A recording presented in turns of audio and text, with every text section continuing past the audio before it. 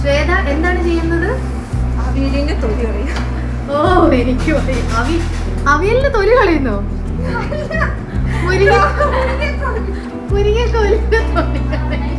Binsi special പച്ചടി, pineapple പച്ചടി. എടി ഫോണിൽ നോക്കിയിരിക്കാതെ പണി ചെയ്യടി.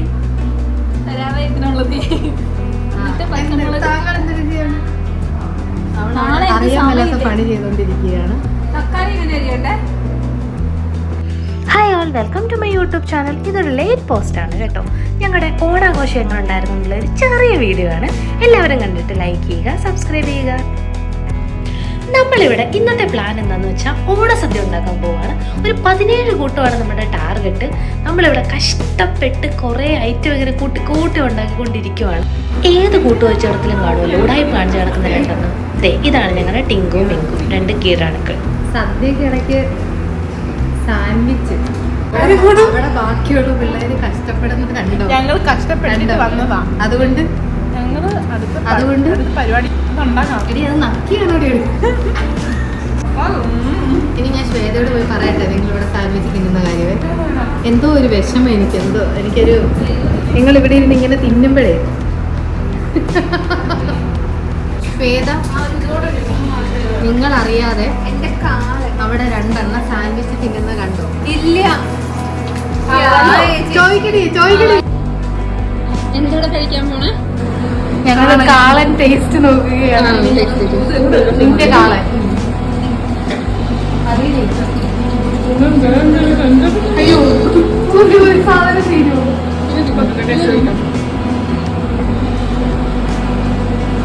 പുളി മുന്നോട്ട് നിൽക്കും കാളന്.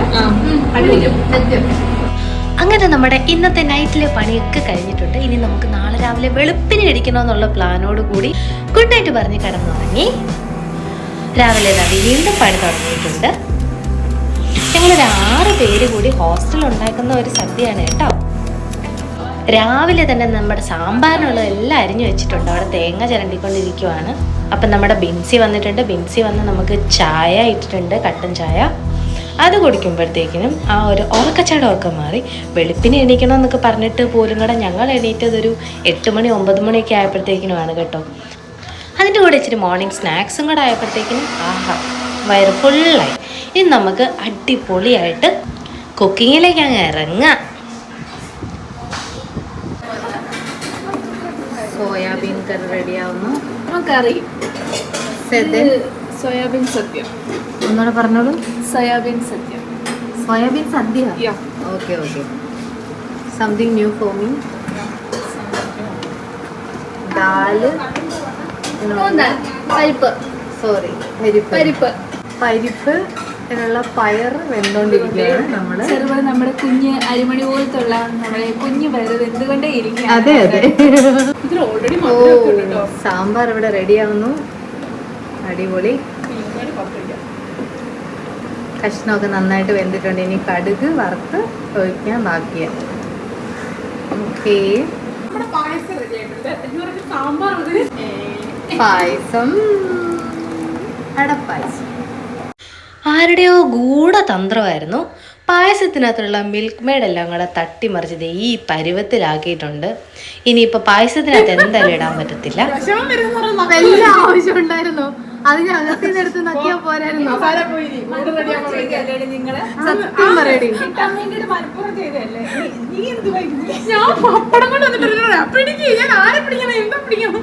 മിൽക്ക് മെയ്ഡായിട്ടുള്ള ഗുസ്തിയൊക്കെ കഴിഞ്ഞപ്പോഴത്തേക്കും നമ്മുടെ സദ്യയൊക്കെ ഏകദേശം തയ്യാറായിട്ടുണ്ട്. നമുക്ക് കഴിക്കാനുള്ള സ്ഥലമൊക്കെ റെഡി ആയിട്ടുണ്ട്, വൃത്തിയായിട്ട് വെച്ചിട്ടുണ്ട്. ഇനി നമുക്ക് ഓരോരോ സാധനങ്ങളൊക്കെ ഇങ്ങോട്ടേക്ക് ഷിഫ്റ്റ് ചെയ്യണം. 1 by 1 ആയിട്ട് നമ്മുടെ പായ നിറയാൻ തുടങ്ങിയിട്ടുണ്ട്. ഓരോരോ ഐറ്റംസ് വന്നു. ഇതാ സാമ്പാർ, അവിയൽ, കാളൻ, പപ്പടം, ചോറ്, എല്ലാ ഐറ്റവും വന്നിട്ടുണ്ട്. അവസാനം എന്താ പായസവും എത്തിയിട്ടുണ്ട്. എങ്ങനെയുണ്ട് നമ്മുടെ ഫൈനൽ ലുക്ക് കാണാനായിട്ട്? ആയിട്ടില്ല കേട്ടോ, കുറച്ചും കൂടെ സാധനം കൊണ്ടുവരാനുണ്ട്.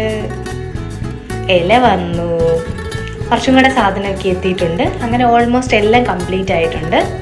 എങ്ങനെയുണ്ട് നമ്മുടെ ലുക്ക്? ഇല, സോയാബീൻ കറി, പൈനാപ്പിൾ പച്ചടിയുണ്ട്, പായസം, പച്ചമോര്, സാമ്പാർ, കാളൻ, ക്യാബേജ് തോരൻ, ചോറ്, രസം, അവിയൽ, പരിപ്പ് കറി, പപ്പടം, ജീരകവെള്ളം, വീണ്ടും ചോറ്, കാവറുത്തത്, ശർക്കര വരട്ടി. അപ്പം നമ്മൾ ഓണം ഉണ്ണാൻ പോവാണ്. അപ്പം ഞങ്ങളുടെ ഓണം എങ്ങനെ ഉണ്ടായിരുന്നു? ഇഷ്ടപ്പെട്ടോ? അപ്പോൾ ബൈ, അടുത്ത വീഡിയോയിൽ കാണാം.